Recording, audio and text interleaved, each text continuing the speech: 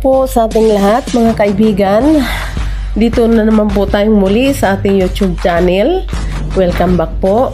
Ngunit bago tayo magpatuloy, please don't forget to like, subscribe, and hit the button bell para ma-updated kayo mga kaibigan lagi sa ating mga ina-upload na videos. So mga kaibigan, ngayong hapon ay hindi natin naasahan na magkaganito ang panahon kasi biglang naghangin, nasa travel kami, ngunit parating na kami sa barangay namin, sa barangay 5, ay biglang nagkahangin siya, hanging timog at maalon siya dito. Nahirapan din kaming maglandig kasi maalon po. Pero thanks God at medyo hindi na gaanong maalon, huminahon na rin ng kunti at sana po hindi na po magpapatuloy itong hangin na to kasi pabugso-bugso dito ang hangin mga kaibigan at nung nag-travel kami galing ng Katbalugan ay malinaw na malinaw. So nung parating na kami, malapit na kami ng barangay 5 ay bigla siyang nagtimog hangin at nag-aalo na po. So ngayon ay papunta na kaming kabilang baryo sa barangay Rama.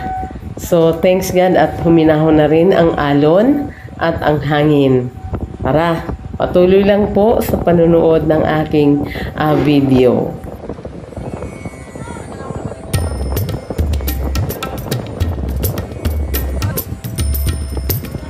Ayan po, umiikot muna sila at pag-landing na rin po sila ng barangay 5 pero huminto muna sila doon sa laot kasi medyo malalaki na po ang alon. So siguro nagtalo pa sila sa kanilang kabuya. Ayan po mga kaibigan. So ganito dito ang sitwasyon pag hangin, malalaki ang alon at mahangin po. Kaya mahirap maglandig sa pier o sa pantalan. Kaya mga kaibigan, ingat-ingat lang po tayo sa mga ganitong panahon. So thanks God at dito na kami naabutan ng barangay 5. So ngayon po proceed tayo sa barangay Rama. So dito sa barangay Rama, alam ko malinaw doon mga kaibigan dahil sa likod na. So kumbaga nasa likod na siya.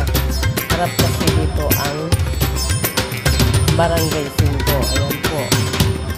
Harap sila dito. Ang timog nakaharap at mahangin dito kaya malaki ang alon. So talagang front siya sa sa hangin at timog hangin at saka umaalon na rin. So pupunta tayo ng Rama. Sa Rama kasi doon sa likod nito ay malinaw po doon kaya safe tayo doon na pupunta ng Rama. So doon kami lalandig ng barangay Rama kasi doon kami nag-stay at thanks God malinaw na dito. So safe naman ang aming travel. Thank you Lord. Nakarating na kami dito. Parating na kami ng barangay Rama.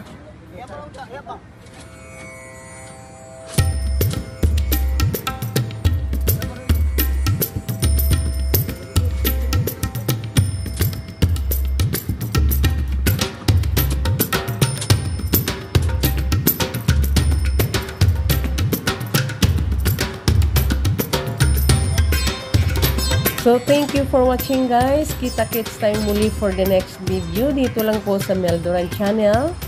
At huwag kayong magsawang manood ng aking mga video uploads. And don't forget to like, subscribe, and hit the button bell para ma-updated kayo lagi mga kaibigan sa aking mga video uploads. Thank you.